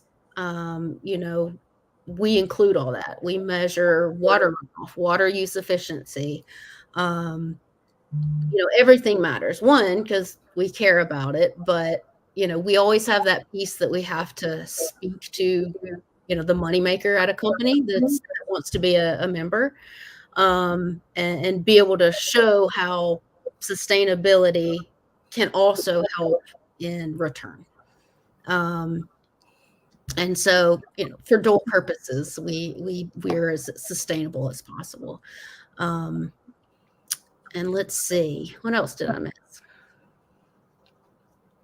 No, that's pretty good. Now, talk about how you address the challenges of balancing scientific research with the legal and regulatory complexities surrounding cannabis. Like, how do you stay in a safe space yourself where, they're not like up your butt or doing constant raids or, Yeah, it's been a nightmare.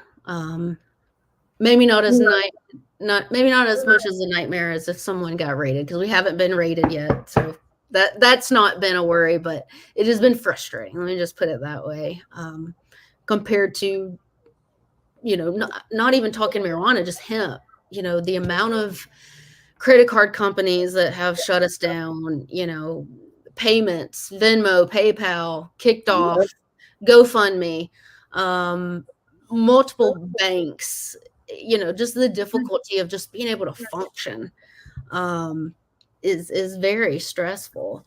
Let's see what else. Shipping, so postal service. We did a project last summer looking at so for root aphids, one of the only truly effective organic pesticide. Not that it's legal everywhere, but it is at least organic. Obviously, that doesn't transition to smoking and whatnot, but it is a organic, useful tool for root aphids is pyrethrins. And so what we wanted to do is spray pyrethrins at a really young age on clone stage, stop a certain amount of time from when we would harvest and see how long that it actually the residue is there in the plant. Are you able to apply it at clone and then you're good after that, or does it stay forever? We wanted to investigate that and spend so much money in the process and the project and the personnel and get our samples together, and we send it to Alabama State University, have that written on the box, doctor, blah, blah, blah, double vacuum sealed the samples, everything, because it was hemp flower, but again, it smells the same. And the Postal Service burned it immediately. Immediately, they burned it. And because that wasn't the first time a package had been held up by any means, but usually they'll call and they'll be like, we got this package, it's suspicious, like, give us a reason. And then, but this one time, it was just so important and addressed to a university. Like, who's sending weed to a university? Proper paper test it at the university. Proper paperwork inside and everything, and they just burn it before they even talk to us. So there's just one example of some frustrated happenings that just because we're like right there on the you're legal, but not really. Yeah, no, and that's what the thing is too. Is when do we get past this? When do we kind of grow up? Yeah, we idolize it in movies. It's all over social media, but yet we play this cat and mouse game for what reason? I just don't understand it. Like now my Stripe still works for my website, but when I created the not GoFundMe, but the Jot form submission for Grownomics, which anybody wants to donate, Cash App Madman Plant, and this is all going to charity. We're matching it. We already bought Grownomics tickets. In 72 hours, we raised $443, and it already were enough to pay for Grownomics tickets. We are raising money for Green Year's ticket. If you want to find Green Year, you can watch this episode on my thing. But anyways, with that, Stripe shut down my Jot form.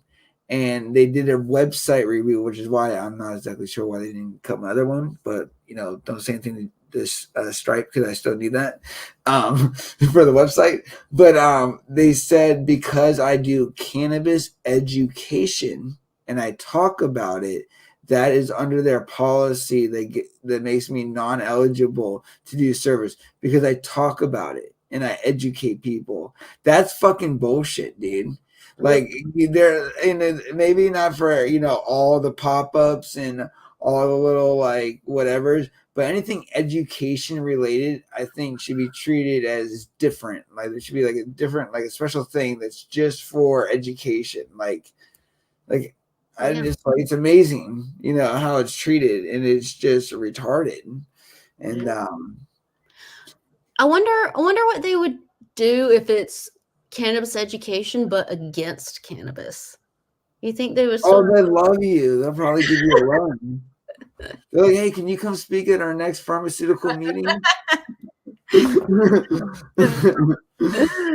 got a bunch of billionaires and we need to sell them on prescriptions.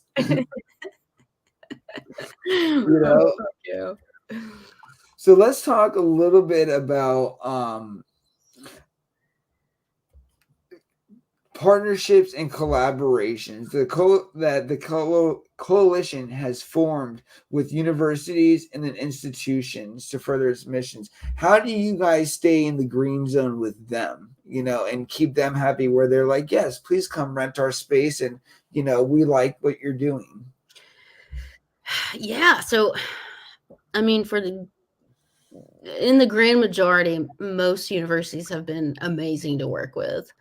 And to be fair, I don't know if for Clemson, I was there for 10 years, so I've got connections, so they may trust a little more than somebody off the street. And to be honest, I don't know. If you were somebody that hadn't been in academia already, would they work with you just as easily? I don't know. I'd like to think they would, but I can't answer that. But I have been lucky enough to be able to take those opportunities. And everybody I've always worked with have been great. So I can't imagine it being any different to anyone else. And a lot of the services are open to the public, more so than most people realize. What state are you in? Can you say? We're Virginia. Oh, I'll tell you. We're here in Fredericksburg, Virginia. So are you near Virginia Tech? No, so that's in Blacksburg, and that is about 4 hours from me going southwest. Gotcha. Well, I say Virginia Tech because it's a state agricultural college, and every state has one. My ex-wife used to go there. Nice. But yeah, so Clemson's one, UGA, Virginia Tech. Every state has a state ag school, and those state ag school, part of their mission is to help the community, the public. And some of those services are paid for. So, if you could use their soil testing lab, you could get your irrigation water tested, pathology clinic, like that's cool. So many things that, you could take your hemp plant there tomorrow, or, mix the new fertilizer and go see, NPK by parts per million, what's in it. You could go do that for probably $20. Mail it to them. And it's so cheap, especially if you're comparing to other testing facilities. $6 for them to look at your soil if you're growing in a field, or even if you're growing inside living soil or something, and wanted to see what's your organic content, what's your nutrient load, your alkalinity, blah blah blah. That's a right everybody has, and not everybody realizes that. So I'm glad I can share that. Depending on the college, they may have microscopes you can rent out space to use, or cameras, all sorts of stuff. So anyway, take advantage of it because we pay taxes for it. No, that's awesome. All right, so here's the deal. I'm about to bring Gronomics on, and this is the last 10 minutes of the episode where I'm going to let you talk about anything that you want, anything that we didn't touch on, anything that you feel like you wanted to speak more on. And the floor is completely yours. So go for it.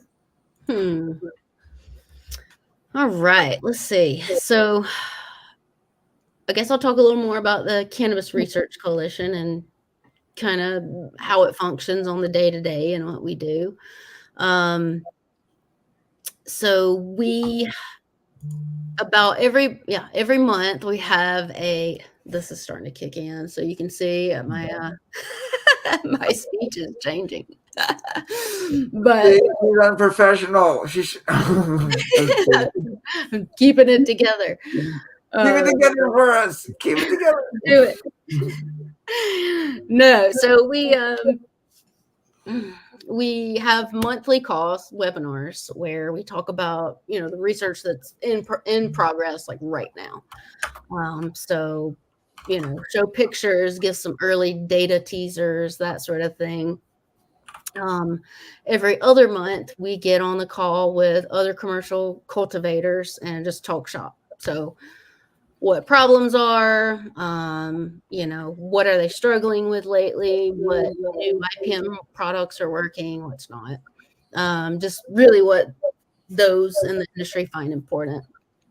We also have a blog that, has SOPs and all that sorts of good stuff in it, just a lot of educational learning material.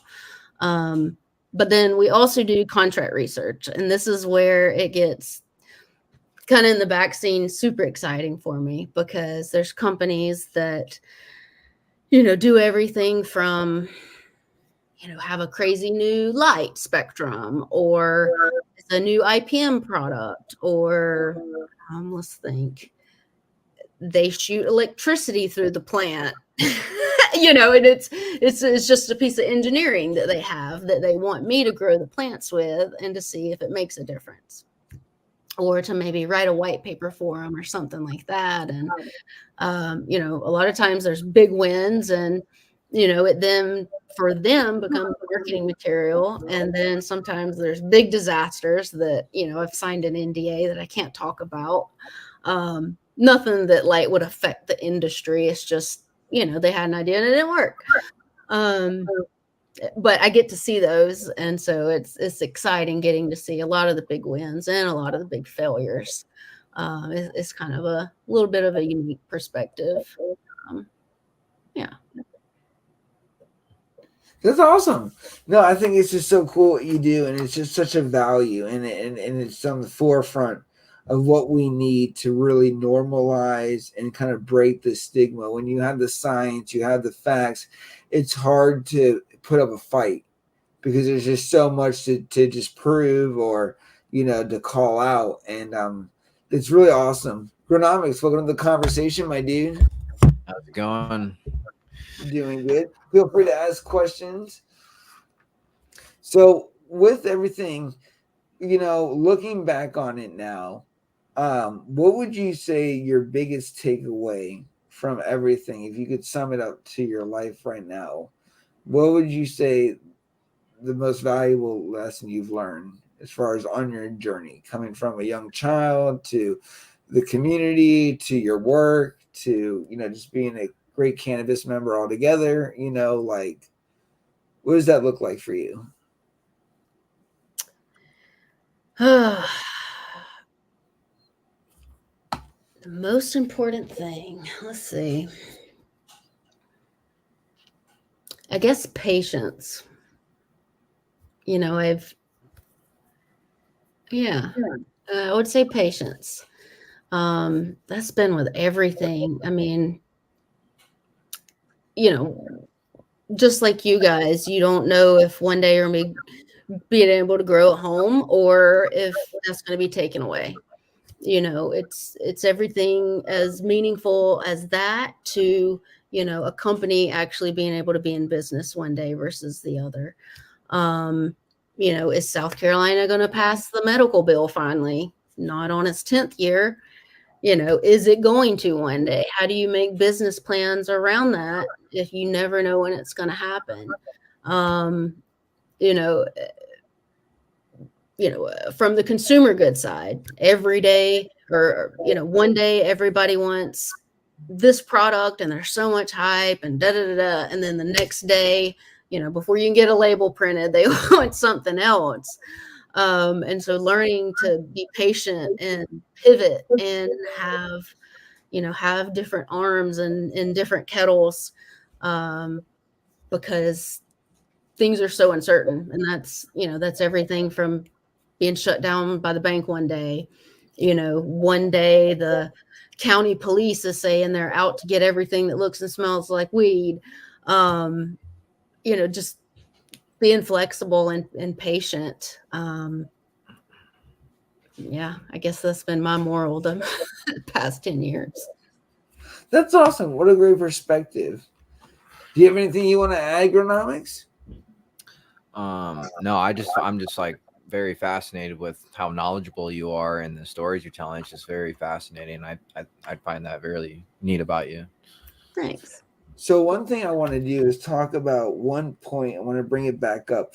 You talked about working so much, and as an entrepreneur myself, I definitely get the blend of days where sometimes you just feel like you lose track of hours, and you're just in like moments. Like, for instance, like I did a lot of things today, but I have no real, like, I remember them, but I have to think about what I did today. It just seems so like spaced out. And one thing I've been dealing with a lot too is a lot of anger and a lot of frustration, because it's not so much I'm mad about my life. I'm like I'm very mission oriented. So when things aren't going like they should, or we're not able to push in the direction that I want to push in yet, because a lot of times too in business and life, it's a timing thing. You may have all the money, you may have all the resources in place, but if it's not the right time, the business isn't going to conduct itself.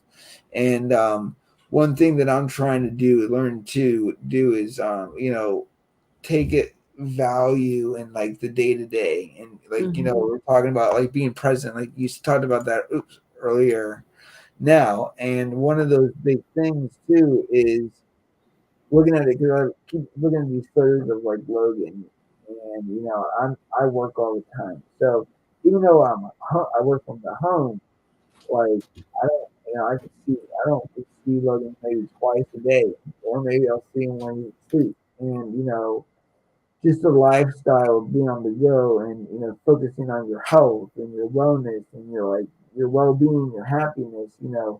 I definitely think that there's a balance that in order to be truly happy, I think you need to be able to kind of like reach, and it's going to be different for everybody. But I share that with you, just from the tiredness, and just like it. Sometimes it's like you said, but next thing you know, it's going to be the end of the year. And I feel the exact same way. Like I don't. Like I just thought it was like New Year's. I keep thinking it's going to be Thanksgiving soon. You know what I mean? Like um, it's one thing that I think that cannabis has really helped me with is kind of trying to deal with that. It's okay that these things are happening. How do we change the future? How do we change the outcome so we can be more present, so we can have better relationships and better time together? Because like when I'm in here, and maybe you get the same thing because you're a public speaker, obviously. But I get a real high, like an endorphin release, like high, like smoking when I talk. You know what I mean? And that's why I want to be on stages talking about like motivation and mental health, because it's like a high. And for me, when I'm in that zone, I feel present, like with this conversation and my other podcasts. Yeah. The world, I don't feel as present. You know what I mean? So it's kind of one of those good. You guys deal with anything like that? Yeah. Yeah. I had, as you know, Madman, we've talked. That's something I personally struggle with still to this day. It's definitely gotten better, but I used to say myself, if I just had, a bigger house or, this or that, then I would be happy. And then once I get those things, I realize, well, I'm not internally happy with myself, so none of that really matters. So yeah, cannabis definitely calms me down too as well. I've been on medication all my life, as some of you may know, but when I'm angry, I need to calm down pretty quick, and cannabis can do that right away. So I definitely agree and with everything you said on that, and can relate to that 100%. So definitely not enough time, I feel like, in the day. I think we can all agree with that, with everything that we try to get going in our lives. But as soon as you understand the value of everything, that at the end of the day, all that little things, is going to get shadowed out, and you're going to realize really quick, that what you're doing is going to serve a purpose. And I'm learning that it's making me more of a humble person as well. So yeah, I definitely agree with everything you said. Yeah, it's funny. I do not get a high when I speak.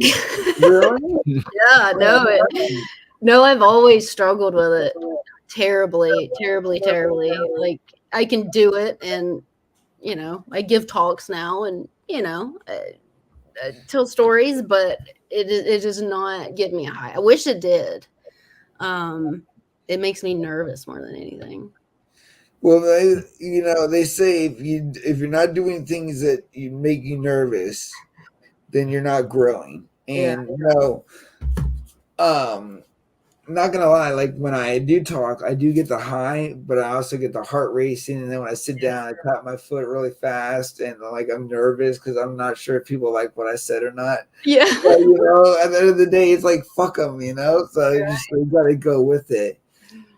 So was that? I was gonna say, a lot of times too, like in my head before, like I know everything planned out. I'm like, oh yeah, and then when I go to present it, it's like totally different. I'm like, Yes.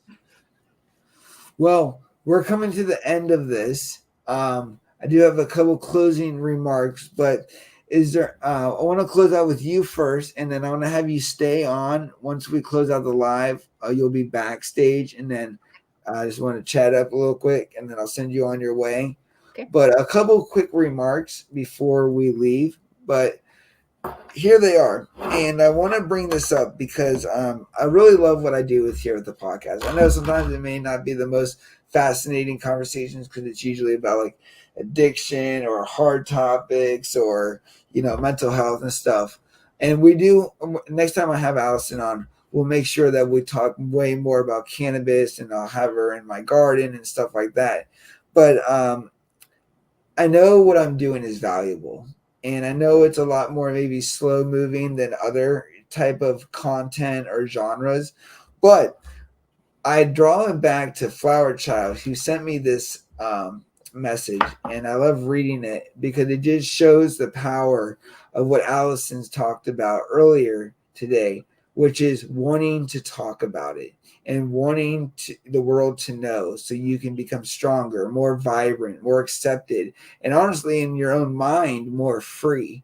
And it says, I want to let you know that being on your show and talking about my addiction has really helped me feel comfortable with my story and has made me want to help others. I actually applied for a residential recovery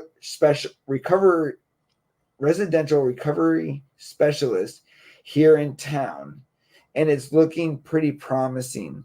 Thank you so much for giving me that strength. I would have never applied for a job like this before because of my past. I always thought I wouldn't be able to do something like this because of my addiction. And I just love that. And and I hope if anybody has anything to take away, you really listen to Allison's story, because she's a very great person and just such a vibrant person with just a lot to offer, especially feedback and advice. And I really appreciate you being on here because your presence really means a lot to me, opening up. And you said you shared some things that you never talked about before, and that makes me feel good because I'm really just trying to create that safe space, because I think a lot of people out there, they're scared. And I take it to the phrase that the graveyard is the richest place in the world, because in the graveyard, there are all the ideas, creations, inventions, concepts, beliefs, anything that all died with people who never brought them to light. And one of the biggest things in masonry and just in general is finding the light within yourself, and finding that passion and getting excited about something and making a difference. And when you're constantly pursuing the forward thinking, the future, science, um, you know, hospitality, the way of living, accessibility and all these things, I think that's where the magic happens, because that's where you start to affect people's lives the most. It's one thing to be in our gardens and our tents, but then it's another thing to be out here at these events, networking, meeting each other, getting connected, because you'd be surprised how many people in probably just 5 mile radius probably are just like you. You know what I mean? So that's what we should all remember. That's right. That was beautiful. Well, thanks, guys. Well, anyways, I wanted to let you guys know that we are still raising money for Green Year, and I would love to see him come out here. If you want to donate, you can Cash App me. The link is on the header on Instagram under the link tree. And then you can use the same one for the Gronomics link. Even though we just bought his ticket, he's going to be flying in on the 7th and leaving on the 14th, being here a full week, where I'm going to be taking him to DC, the Wharf. Honestly, Allison, if you're in the area on October 12th, we're having a huge barbecue smokeout that's all about breast cancer awareness. And it's my event hosted by GI Genetics and Dead by Dawn, all three of us together. And we're bringing Green Year and Agronomics out. And my friend, who's also one of our sponsors, is donating all the meat. All the food's free, and it's going to be at Homegrown. And we are looking for public speakers, because I'm doing a keynote speech on mental health and cannabis. And I would love, if you're in the area or have time to come up to Richmond, Virginia, please invite your wife to come and do a little speakeasy on what you do in the coalition. I think, if you're in the area, it could make it, it'd be great for you. And we could set you up an area so you could talk to people. And what's cool about this is, if you haven't been to Homegrown, I don't think they've had in a while, but they have the Home Growers Meetup and the Home Growers Club. And what's cool about the event when we first started going was everybody would bring seeds and clones, and everybody was about growing and less about plugs. And that's the way this event's going to be set up. So most people there are all home growers. So even if you can't make it, we'll be doing some stuff live, so you'll get to see it. But it's going to be a really cool event. And we already have 20 vendors lined up, ranging from a whole bunch of different, products to like wood making to, seeds. So some really great people I think you really get connected with well in the Richmond area. But I'll have to look at the calendar. That sounds awesome. Yes, Yeah, please. especially with the knowledge that you have, and especially seeing in the chat when people were saying, yeah, I think you'd be great if you're able to make it. Cool. You said the 18th. 12th. 12th. October 12th. Yep. No, it's going to be really cool. So to end things out, let's tell people where they can follow, support, and join your mission. Awesome. Well, check us out at the Cannabis Research Coalition. So Google it, or you can do C. Oh my gosh, I hadn't said this in a while out loud. Look me up on Instagram, dr.justice_gross. That'll take you to the CRC as well. Very cool. Well, guys, this has been a great episode. Another one for the books. And what's great is it already will be ready for replay on YouTube if you want to watch it again tonight. I really appreciate you so much. And I just love your story. And I definitely want to have you back on. And like I said, maybe we'll get nerdy next time and do more plant talk. But I just believe that everybody has a story. And their story is what makes them. It all adds up to who you are right now. And without that portion, it's very hard to understand who you're dealing with. And when it comes to branding and story and investments, as you well know, with dealing with investors, that's everything, and it's a huge part of who we are. So yeah, hit that like button. I need more followers. I'm shadow banned, so I need you to help me out here. But do you guys have anything else? Gronomics, obviously, shout out your Instagram as well. Make sure you follow my main man. Yep, you can catch me on Instagram as Gronomics with the underscore at the end.